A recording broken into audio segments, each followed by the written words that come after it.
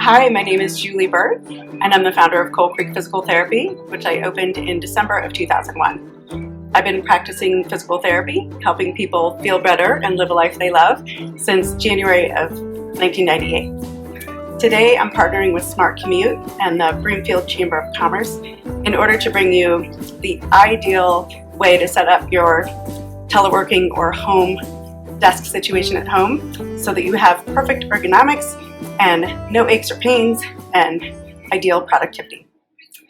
So I'm sure that you've all heard the word ergonomics, but what does that actually mean?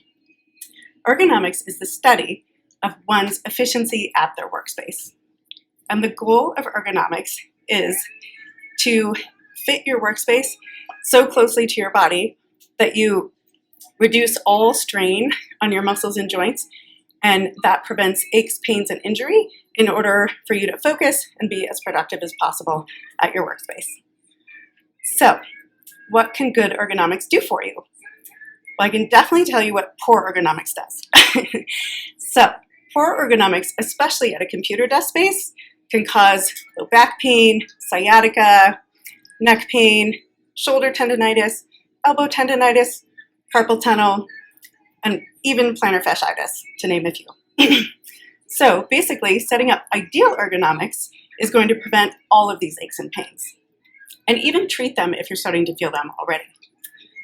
So what I'd like to do is today go over how to set up a computer desk setup, as that's the most common thing that's being performed at home these days.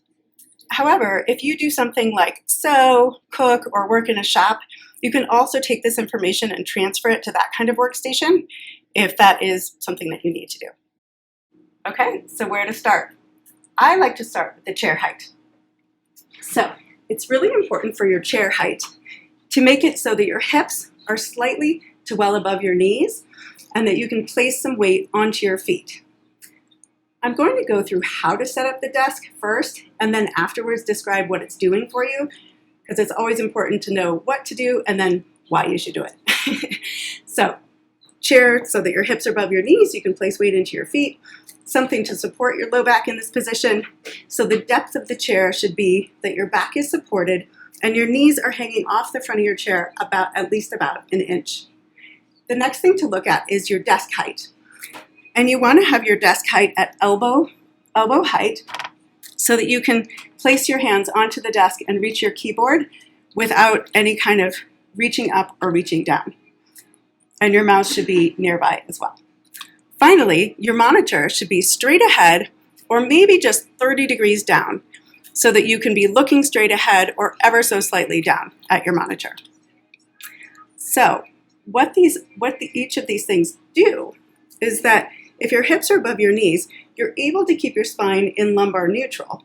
And if you have the back support, then you're able to relax in lumbar neutral and let your upper body and neck follow suit.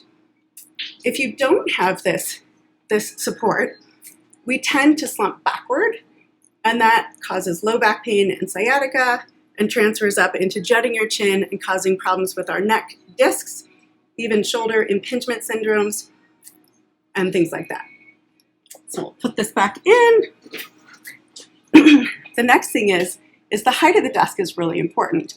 If the desk is too high, you're going to have to scrunch your shoulders, and that will cause neck and shoulder pain, and you're going to have to reach down for the keyboard, which causes carpal tunnel. If your desk is too low, you might bend over to reach it, causing low back and neck pain, and you'll have to cock your wrists up to get to the keyboard, which causes elbow tendonitis. Finally, if your monitor is up too high, then you tend to look up, and that causes neck pain and headaches. And if your monitor is too low, sort of like the natural setup of a laptop, then it also causes neck pain and headaches and often upper back strain.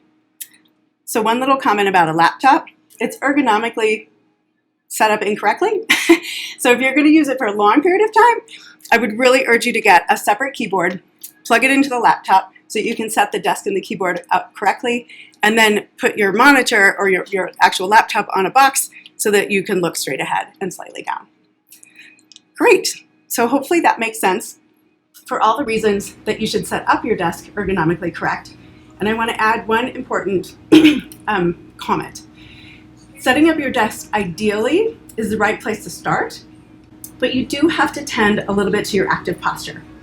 It is possible to cross your legs, lean over, and reach for your desk. And so it is important to just think about your posture throughout the day, correct yourself every few hours or so. And if you do like to cross your legs, cross at your ankles, because this allows you to keep that lumbar neutral and not cross like this to lose your spinal neutral. So I think that is about all that I would suggest. And to recap everything, I would just say set your chair height so that your hips are above your knees and you can weight bear into your feet. Have something nice and supportive for your low back so you can relax into that neutral posture. Set your desk height at the level where you're at the elbow level so your hands can fall gently onto the keyboard, and your monitor at eye height or slightly below. And I hope this was extremely helpful for you setting up an ergonomically perfect desk space at home. And if you have any other questions about teleworking or commuting in the North Metro area, please contact Smart Commute.